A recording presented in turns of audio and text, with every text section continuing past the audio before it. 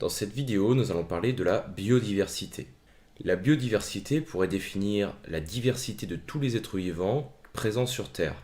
Néanmoins, cette définition est trop simpliste par rapport à la définition scientifique que l'on peut donner de la biodiversité.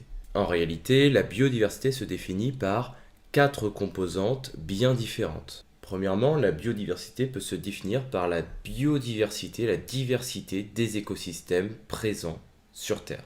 En effet, on peut trouver différents types de milieux de vie, comme par exemple un désert, une barrière de corail, une forêt, une mare. Tous ces milieux sont bien des milieux différents dans lesquels peuvent évoluer différents types d'êtres vivants. Chacun de ces milieux est donc la base d'un écosystème. La biodiversité peut également se définir par la diversité des espèces qui vont habiter chaque écosystème. Par exemple, dans une forêt, on va trouver différents types d'êtres vivants. Des cerfs, des sangliers, mais également des carnivores comme des renards, ou encore des lapins. Toutes ces espèces évoluent dans un même cadre, la forêt. Troisième type de diversité, la diversité de relations entre les espèces. En effet, ces différentes espèces, que sont le renard, le cerf, le sanglier et le lapin, vont avoir des relations étroites entre eux. Ces relations peuvent être positives ou négatives.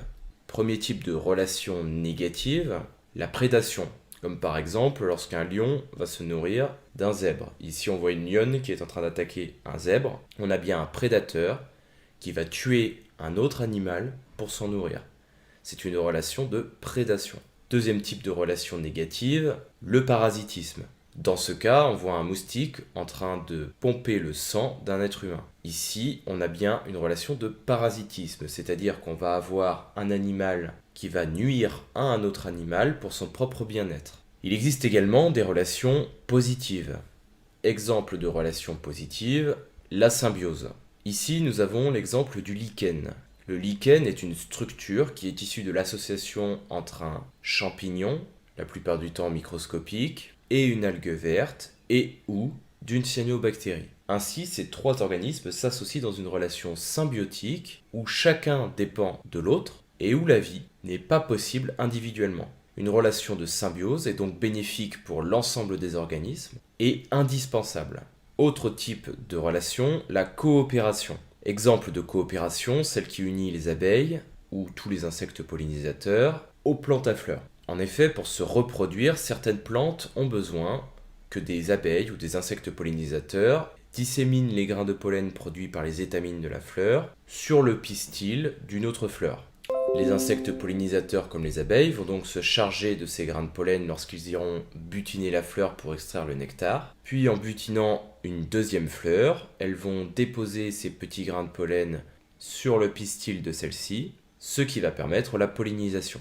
Dans ce cas, nous avons une relation de coopération. L'abeille va aider la plante à se reproduire et en échange, elle va pouvoir extraire le nectar qu'elle utilisera pour fabriquer du miel.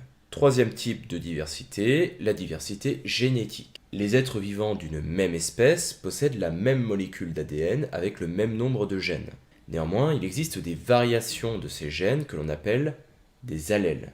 On a déjà vu ces allèles dans des précédentes vidéos, comme celle sur la réplication, la mitose et la méiose. Ces allèles différents vont permettre de créer une diversité au sein des populations d'une même espèce.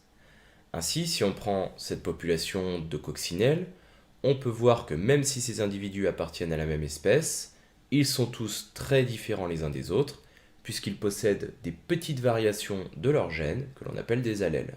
On retrouve ces mêmes variations chez l'espèce humaine, ce qui permet d'avoir des individus très différents les uns des autres. Ainsi, on a pu définir la biodiversité comme un ensemble complexe de 4 diversités différentes. La diversité des écosystèmes, dans chaque écosystème, la diversité des espèces qui y habitent, mais également des relations entre elles, et au sein de chaque espèce, une diversité génétique. Chaque individu est unique.